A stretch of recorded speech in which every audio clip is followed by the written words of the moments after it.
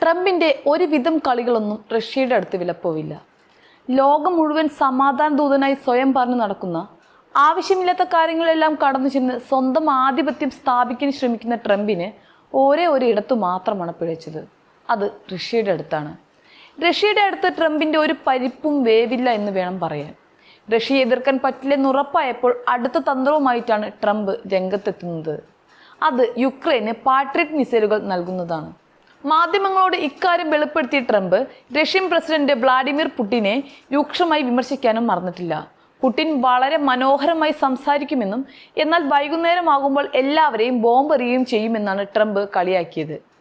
അതുകൊണ്ട് തന്നെയാണ് യുക്രൈന് പ്രതിരോധം തീർക്കാൻ മിസൈലുകൾ നൽകുന്നത് എന്നും അദ്ദേഹം വിശദീകരിക്കുകയുണ്ടായി. പാട്രിയറ്റ് മിസൈലുകൾ എത്ര എണ്ണമാണ് യുക്രൈന് നൽകുന്നതെന്ന കാര്യം ട്രംപ് ഇനിയും വെളിപ്പെടുത്തിയിട്ടില്ല.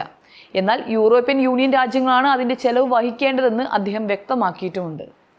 നേരത്തെ റഷ്യ യുക്രൈൻ യുദ്ധം അവസാനിപ്പിക്കാൻ ട്രംപ് നിരവധി ശ്രമങ്ങൾ നടത്തിയിരുന്നുവെങ്കിലും അമ്പിനും വില്ലിനും അടുക്കാതെ നിൽക്കുന്ന പുടിൻ കാരണം ഒന്നും നടക്കാതെ പോവുകയായിരുന്നു. ട്രംപ് ആണെങ്കിൽ വല്ലാത്ത ആശയക്കുഴപ്പത്തിലാണിപ്പോൾ. അമേരിക്കൻ പ്രസിഡന്റ് തെരഞ്ഞെടുപ്പ് വേളയിൽ താൻ പ്രസിഡന്റ് ആയാൽ ഉടനടി യുദ്ധം അവസാനിപ്പിക്കുമെന്ന് ട്രംപ് പ്രഖ്യാപനം നടത്തിയിരുന്നു. എന്നാൽ പ്രസിഡന്റായി 7 മാസം പിന്നിടുമ്പോഴും യുദ്ധം ഇപ്പോഴും തുടരുകയാണെന്ന കാര്യം വല്ലാത്ത നാണക്കേട് തന്നെയാണ് അദ്ദേഹത്തിന് ഉണ്ടാക്കിയിട്ടുള്ളത്. യുദ്ധം ഒത്തുതീർക്കുന്നതിനായി ട്രംപ് മുന്നോട്ട് വെച്ച എല്ലാ നിർദ്ദേശങ്ങളും സ്വീകരിക്കുന്ന കാര്യത്തിൽ പുടിൻ അലംഭാവം കാട്ടിയിരുന്നു. ട്രംപ് പല തവണ പുടിനുമായി ഫോണിൽ മണിക്കൂറുകളോളം ചർച്ചയും നടത്തിയിരുന്നുവെങ്കിലും നിരാശയായിരുന്നു ഫലം.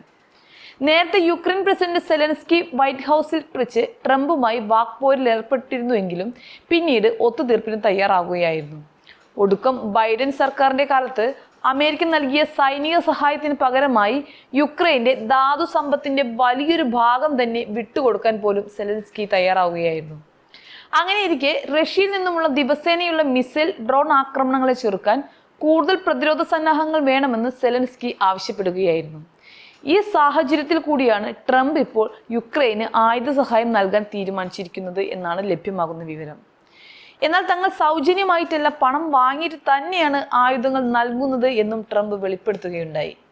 ഇക്കാര്യം ചർച്ച ചെയ്യാനായി നാറ്റോ സെക്രട്ടറി ജനറൽ മാർക്ക് റൂട്ടിനെ ട്രംപ് കാണുന്നുമുണ്ട്.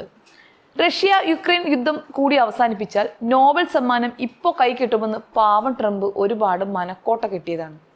എന്നാൽ ഈ പുടിൻ ഒരാൾ കാരണം അതെല്ലാം സ്വപ്നം മാത്രമായി അവശേഷിക്കുകയാണ് ഉണ്ടായത്.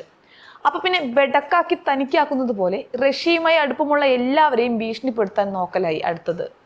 റഷ്യയുമായി എണ്ണക്കച്ചവടം നടത്തുന്ന ഇന്ത്യയെ പോലും ട്രംപ് ഭയപ്പെടുത്താൻ എത്തിയെങ്കിലും അതെല്ലാം വെള്ളത്തിൽ വരച്ച വര പോലെ തന്നെ ആയിപ്പോയി. ഇന്ത്യ ആണെങ്കിൽ എണ്ണയ്ക്കായി റഷ്യയെ കൂടുതൽ ആശ്രയിക്കാനും തുടങ്ങി. അപ്പൊ പിന്നെ ആർക്കായാലും കലി വരില്ലേ? ആറ്റുനോറ്റിരുന്ന നോബൽ പ്രൈസ് ചുണ്ടിനും കപ്പിനും ഇടയിൽ നഷ്ടമാവുമെന്ന് കണ്ടാൽ ആരായാലും ഇതിനപ്പുറവും ചെയ്തു പോകും. സ്വാഭാവികം.